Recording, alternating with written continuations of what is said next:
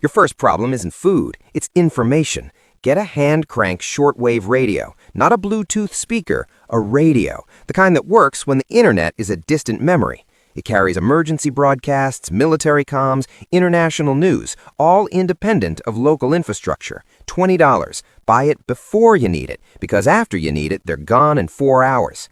Your second problem, water. Municipal systems run on electric pumps. No grid means no pressure. You've maybe got 24 hours of residual flow, and then nothing. So, fill your bathtub immediately. That's 300 liters. That's 150 days of drinking water for one person if you're rationing. The math works. Move fast.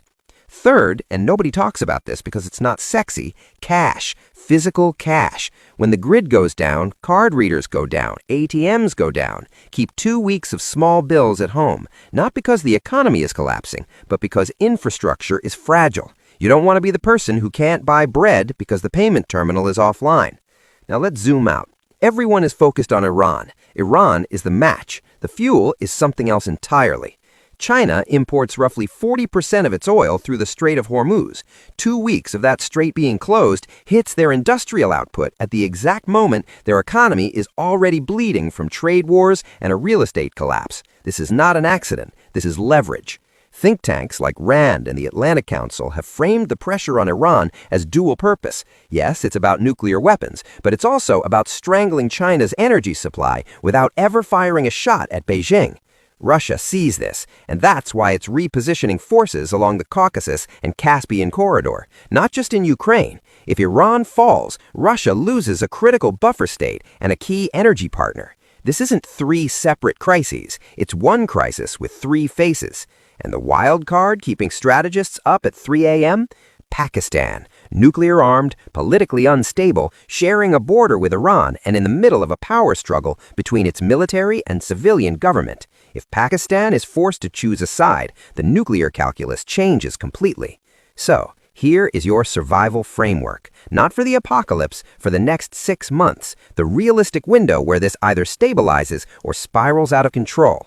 First, information independence. That means a radio, community networks, and sources that aren't optimized to terrify you. Mental clarity is your most valuable asset. Panic makes bad decisions. Second, a physical buffer. 2 weeks of food, water, cash, and medication. It's not a bunker, it's a buffer, enough to ride out a disruption without becoming desperate. Third, situational awareness. Know your map, know where your water comes from, know your emergency broadcast frequency. This isn't paranoia, it's what people in Ukraine, Lebanon, and Taiwan already know by necessity. And finally, community. Katrina, Beirut, Fukushima, it's the same result every single time. The strongest predictor of survival isn't individual preparedness, it's social networks. People who knew their neighbors survived better. People with skills to trade survived better. People who weren't alone made better decisions. The apocalypse will not be survived by lone wolves with bunkers. It will be survived by people who learned to trust each other before things got bad.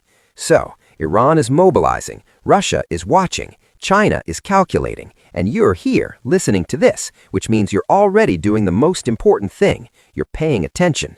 The radio crackles, the grid flickers, the news anchor is still smiling. But you've got water in the bathtub, cash in the drawer, and a shortwave radio that doesn't need Wi-Fi. You're not ready for everything, nobody is, but you're ready for something. And in the first 72 hours, that's the difference.